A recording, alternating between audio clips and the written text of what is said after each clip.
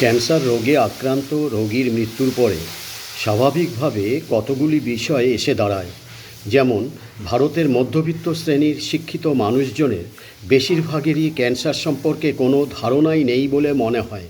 এই অবস্থায় প্রতিটা হাসপাতাল, নার্সিংহোম, মেডিকেল কলেজের ক্যান্সার ডিপার্টমেন্ট এবং যেখানে ক্যান্সারের চিকিৎসা হয় সেই সমস্ত প্রতিষ্ঠানের কর্তৃপক্ষ যদি প্রতিনিয়ত গ্রামেগঞ্জে, শহরাঞ্চলে ও বিভিন্ন ক্লাবে শিবির করে ক্যান্সার সম্পর্কে সচেতন করে তাহলে খুবই ভালো হবে বলে মনে হয়। দ্বিতীয়ত, এই ক্যান্সার রোগের উপসর্গ কিভাবে মনিটর করতে হয় বা কোন হাসপাতালে যেতে হবে প্রভৃতি ব্যাপারে কাউন্সেলিংয়ের ভীষণ অভাব আছে বলে মনে হয়। তৃতীয়ত, ক্যান্সারের চিকিৎসার জন্য প্রচুর টাকার দরকার। এই টাকার যোগান দিতে প্রচলিত যে সমস্ত সরকারি প্রকল্প আছে সেটাই হয়তো যথেষ্ট নয়। সেজন্য অর্থনৈতিকভাবে যাদের সামর্থ্য রয়েছে তাদের নিজেদের জন্য মেডিক্লেমের ব্যবস্থা করা অত্যন্ত জরুরি বলে মনে হয়।